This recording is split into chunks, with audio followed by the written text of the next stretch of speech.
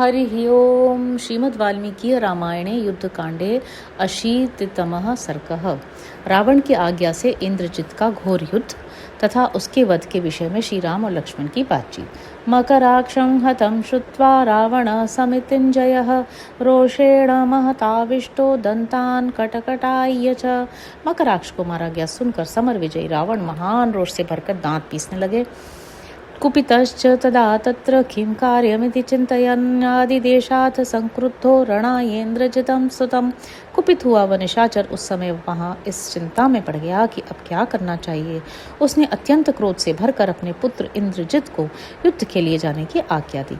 जहि वीर महावीर्यो भ्रातरो राम लक्ष्मणो अदृश्यो दृश्यमानो वा सर्वथा त्वं बलाधिकः।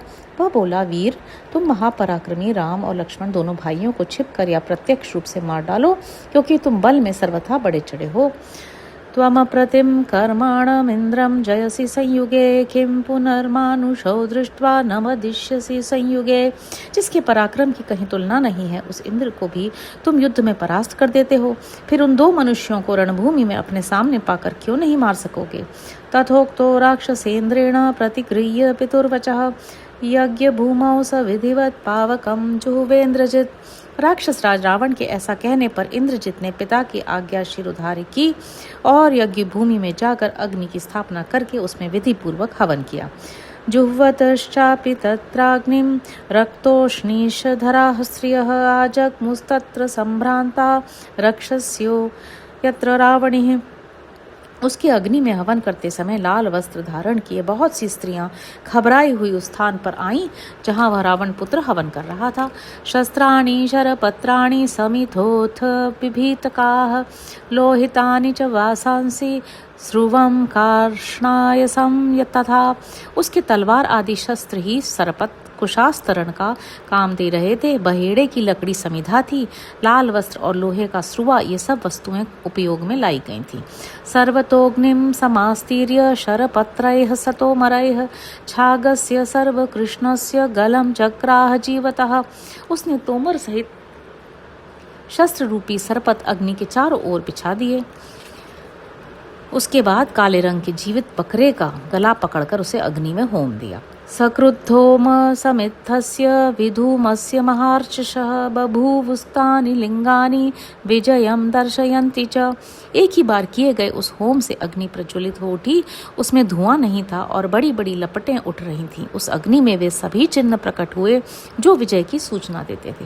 प्रदक्षिणावर्त शिखस्तप्त हाटक सन्निभ हविस्तत् प्रतिजग्राह पावक स्वयमुत्थितः। उस समय तपाए हुए सुवर्ण के समान कांतिमान अग्निदेव ने स्वयं प्रकट होकर हविष्य ग्रहण किया। उनकी ज्वाला दक्षिणावर्त होकर निकल रही थी। हुत्वाग्निं तर्पयित्वाथ देवदानव राक्षसानारुरोह रथश्रेष्ठम अंतर्धानगतम शुभम। अग्नि में आहुति दे आभिचारिक यज्ञ संबंधी देवता दानव और राक्षसों को तृप्त करने के पश्चात इंद्रजित अंतर्धान होने की शक्ति से संपन्न सुंदर रथ पर आरूढ़ हुआ। सवाजिभिश्चतुर्भिस्तु बाणैस्तु निशितैर्युतः आरोपित महाचापः शुशुभे स्यन्दनोत्तमः।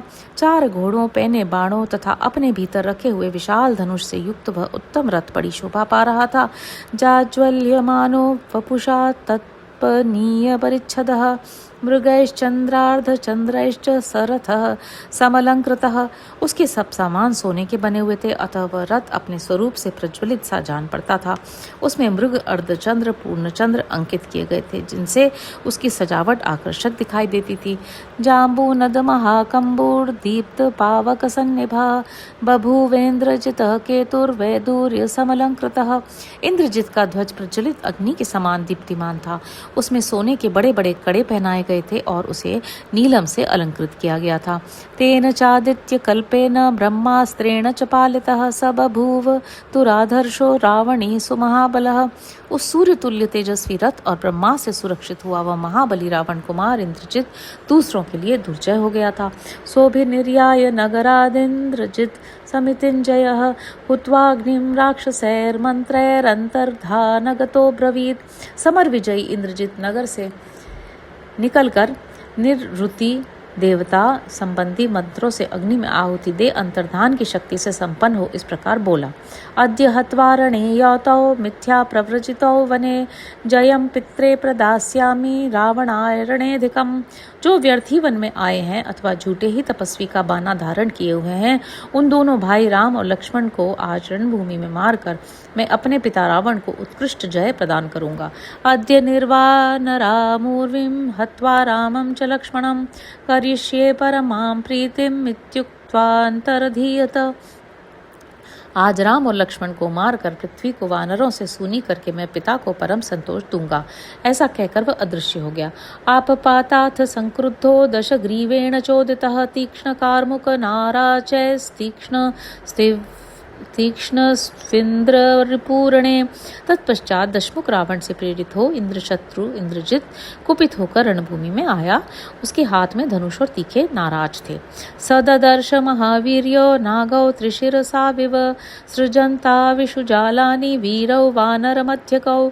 युद्ध स्थल में आकर उस निशाचर ने वानरों के बीच में खड़े होकर बाण समूहों की वर्षा करते हुए महापराक्रमी वीर श्री राम और लक्ष्मण को वहां 3 सिर वाले नागों के समान देखा। इमौ तावेति संचिन्त्य सज्जं कृत्वा च कार्मुकं संततानेषु धाराभिः पर्जन्य इव वृष्टिमान। यही तो वे दोनों हैं, ऐसा सोचकर इंद्रजित ने अपने धनुष पर प्रत्यंचा चढ़ाई और जल की वर्षा करने वाले मेघ की भांति अपनी बाण धाराओं से संपूर्ण दिशाओं को भर दिया। सतु वैहाय सरथो युधितौ राम लक्ष्मणौ अचक्षुर्विषये तिष्ठन् विव्याध निशितैः शरैः। उसका रथ आकाश में खड़ा था और श्री राम तथा लक्ष्मण युद्ध भूमि में विराजमान थे। उन दोनों की दृष्टि से ओझल होकर वह राक्षस उन्हें पैने बाणों से बींधने लगा। तौ तस्य शरवेगेन परितौ राम लक्ष्मणौ धनुषी सशरे कृत्वा दिव्यमस्त्रं प्रचक्रतुः। उसके बाणों के वेग से व्याप्त हुए श्री राम और लक्ष्मण ने भी अपने अपने धनुष पर बाणों का संधान करके दिव्य अस्त्र प्रकट किए। प्रच्छादयन्तौ गगनं शरजालैर्महाबलौ तमस्त्रैः सूर्य संकाशैर्नैव परशुतुः शरैः। उन महाबली बंधुओं ने सूर्य तुल्य तेजस्वी बाण समूहों से आकाश को आच्छादित करके भी इंद्रजित का अपने बाणों से स्पर्श नहीं किया। सही धूमांधकारं च चक्रे प्रच्छादयन्नभः दिशश्चान्तरदेशीमान् निहार तमसावृताः। उस तेजस्वी राक्षस ने माया से धूमजनित अंधकार की सृष्टि की और आकाश को ढक दिया, साथ ही कोहरे का अंधकार फैलाकर दिशाओं को भी ढक दिया। नैव जातल निर्घोषो न च नेमुखुरस्वनः शुश्रुवेच्चरतस्तस्य न च रूपं प्रकाशते। उसकी प्रत्यंचा की ठंकार नहीं सुनाई देती थी, पहियों की घरघराहट तथा घोड़ों की टाप की आवाज भी कानों में नहीं पड़ती थी और सब ओर विचरते हुए उस राक्षस का रूप भी दृष्टिगोचर नहीं होता था। घनांधकारे तिमिरे शिलावर्षमिवाद्भुतं सववर्ष महाबाहुर्नाराश्च शरवृष्टिभिः। महाबाहु इंद्रजित उस घने अंधकार में जहाँ दृष्टि काम नहीं करती थी, पत्थरों की अद्भुत वृष्टि के समान नाराज नामक वाणों की वर्षा करने लगा। स रामं सूर्य संकाशैः शरैर्दत्तवरैर्भृशं विव्याध समरे क्रुद्धः सर्वगात्रेषु रावणिः। समरांगण में कुपित हुए उस रावण को मारने वरदान में प्राप्त हुए सूर्य तुल्य तेजस्वी बाणों द्वारा श्री रामचंद्र जी के संपूर्ण अंगों में घाव कर दिया। तौ हन्यमानौ नाराचैर्धाराभिरिव पर्वतौ हेम पुंखान नरवाग्रो तिग्मान मुमुचतु शरान। जैसे 2 पर्वतों पर जल की धाराएं बरस रही हों, उसी प्रकार उन दोनों नरश्रेष्ठ वीरों पर नाराचों की मार पड़ने लगी। उसी अवस्था में वे दोनों वीर भी सोने के पंखों से सुशोभित तीखे बाण छोड़ने लगे। अंतरिक्षे समासाद्य त्रावणिं कंकपत्रिणः निकृत्य पतका भूमौ पेतुस्ते शोणिताप्लुताः। वे कंक पत्र युक्त बाण आकाश में पहुंचकर रावण कुमार इंद्रजित को क्षत विक्षत करके रक्त में डूबे हुए पृथ्वी पर गिर पड़ते थे। अतिमात्रं शरौघेण दीप्यमानौ नरोत्तमौ तानि शून्य तततो भल्लैर्नीकैर्विचक्रतुः। बाण समूहों से अत्यंत देदीप्यमान वे दोनों नरश्रेष्ठ वीर अपने ऊपर गिरते हुए सहायकों को अनेक भल्ल मारकर काट गिराते थे। यतो ही ददृशाते तौ शरान निपपतितं चिंतान ततस्तु तौ दाशरथी ससृजाते श्रमुत्तमम्। जिस ओर से तीखे बाण आते दिखाई देते उसी ओर वे दोनों भाई दशरथ कुमार श्री राम और लक्ष्मण अपने उत्तम अस्त्रों को चलाया करते थे। रावणस्तु दिशः सर्वा रथे नातिरथोपतत् विव्याधतौ दाशरथी लवस्त्रो निशितैः शरैः। अतिरथी वीर रावण पुत्र इंद्रजित अपने रथ के द्वारा संपूर्ण दिशाओं में दौड़ लगाता और बड़ी फुर्ती से अस्त्र चलाता था। उसने अपने पैने बाणों द्वारा उन दोनों दशरथ कुमारों को घायल कर दिया। तेनातिविद्धौ तौ वीरौ रुक्मपुंखे सुसंहतैः बभूव तुर्दाशरथी पुष्पिताविव किंशुकौ। उसके सोने के पंख वाले सुदृढ़ सहायकों द्वारा अत्यंत घायल हुए वे दोनों वीर दशरथ कुमार रक्त रंजित हो खिले हुए पलाश वृक्षों के समान प्रतीत होते थे। नास्य वेगतिम कश्चिन्न च रूपम धनुषरान न चास्य विदितम किंचित सूर्य सेवाभ्र संप्लवे। इंद्रजित की वेगपूर्ण गति, रूप, धनुष और बाणों को कोई देख नहीं पाता था। मेघों की घटा में छिपे हुए सूर्य की भांति उसकी कोई भी बात किसी को ज्ञात नहीं हो पाती थी। तेन विद्धाश्च हरयो निहताश्च गतासवः बभूवुः शतशस्त्रस्त्र पतिताधरणी तले। उसके द्वारा घायल और आहत होकर कितने ही वानर अपने प्राणों से हाथ धो बैठे और सैकड़ों योद्धा मरकर पृथ्वी पर गिर पड़े। लक्ष्मण अस्तु ततः क्रुद्धो भ्रातरम वाक्यमब्रवीत् ब्राह्ममस्त्रम प्रयोक्ष्यामि वदार्थम सर्वरक्षसाम। तब लक्ष्मण को बड़ा क्रोध हुआ और उन्होंने अपने भाई से कहा, आर्य अब मैं समस्त राक्षसों के संहार के लिए ब्रह्मास्त्र का प्रयोग करूंगा। तमुवाच ततो रामो लक्ष्मणं शुभलक्ष्मणं नैकस्य हेतो रक्षांसि पृथिव्यां हन्तुमर्हसि। उनकी बात सुनकर श्री राम ने शुभ लक्षण संपन्न लक्ष्मण से कहा, भाई, एक के कारण भूमंडल के समस्त राक्षसों का वध करना तुम्हारे लिए उचित नहीं है। अयुध्यमानं प्रच्छन्नं प्राञ्जलिं शरणागतं पलायमानं मत्तं वा न हन्तुं त्वमिमार्हसि। तस्यैव तु वधे यत्नं करिष्यामि महाभुज आदेक्ष्यावो महावेगान् स्वानाशी विशोपमान। महाबाहो, जो युद्ध न करता हो, छिपा हो, हाथ जोड़कर शरण में आया हो, युद्ध से भाग रहा हो अथवा पागल हो गया हो, ऐसे व्यक्ति को तुम्हें नहीं मारना चाहिए। अब मैं उस इंद्रजित के ही वध का प्रयत्न करता हूँ। आओ, हम लोग विषैले सर्पों की भांति भयंकर तथा अत्यंत वेगशाली अस्त्रों का प्रयोग करें।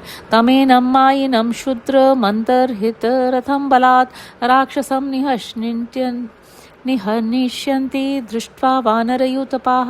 यह महायावी राक्षस बड़ा नीच है, इसने अंतर्धान शक्ति से अपने रथ को छिपा लिया है। यदि ये दिख जाए तो वानरयूथपति इस राक्षस को अवश्य मार डालेंगे। यद्येष भूमिं विशते दिवं वा रसातलं वापि नभस्थलं वा एवं विगूढ़ोऽपि ममास्त्रदग्धः पतिष्यते भूमितले गतासुः। यदि यह पृथ्वी में समा जाए, स्वर्ग को चला जाए, रसातल में प्रवेश करे अथवा आकाश में ही स्थित रहे, तथा इस तरह छिपे होने पर भी मेरे अस्त्रों से दग्ध होकर प्राण शून्य हो भूतल पर अवश्य गिरेगा। इत्येव मुक्त्वा वचनं महार्थं रघुप्रवीरः प्लवगर्ष भयवृतः पधाय रौद्रस्य निशंस कर्मणस्तदा महात्मा त्वरितं निरीक्षते। इस प्रकार महान अभिप्राय से युक्त वचन कहकर वानर शिरोमणियों से घिरे हुए रघुकुल के प्रमुख वीर महात्मा श्री रामचंद्र जी उस क्रूर कर्मा भयानक राक्षस का वध करने के लिए तत्काल ही इधर उधर दृष्टिपात करने लगे। इतिहासे श्रीमद् रामायणे वाल्मीकि आदि काव्य युद्ध कांडे शीतितमः सर्गः। इस प्रकार श्री वाल्मीकि निर्मित आर्ष रामायण आदि काव्य के युद्ध कांड में 80वां सर्ग पूरा हुआ। हरि ओम।